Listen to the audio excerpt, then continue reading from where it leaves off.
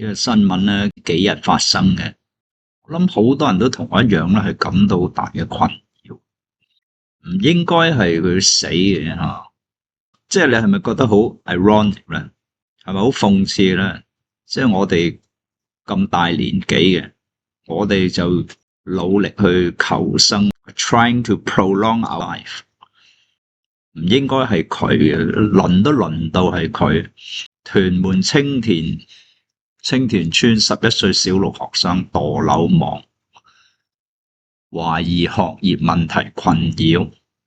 佢有遺書嘅，佢有個 suicide note 嘅。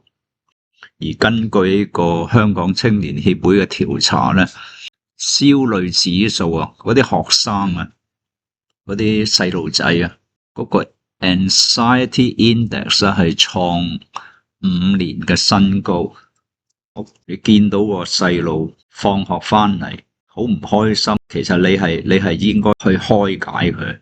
阿仔啊，唔緊要啊 ，work and wait 啊，你應該反轉嚟同佢講，唔係叫佢努力，係叫佢 chill out， 係叫佢 wind down， 叫佢 let go， 定係你係不斷去 push 佢咧？阿仔啊，加油啊，努力啊！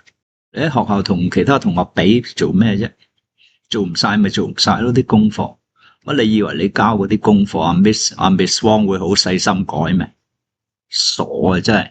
跟住你成個社會都係兇手，你成個社會啊，成個香港社會都 contribute to 佢嘅 death 啊！你點解年年 DSE 放榜你要歌頌嗰啲 straight A candidates 啊，嗰啲高考狀元啊？你咪不斷去灌輸啲錯誤嘅意識俾佢咯，一定要讀書叻嘅咩？甚至一定要讀書嘅咩？傻啊！李嘉誠有冇讀太多書啊？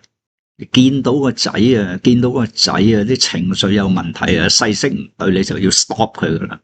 你叫佢唔緊張啲學業，你可能你個細路 ，OK，growing up to be a bum， 大個咗可能係好似嗰個邊個？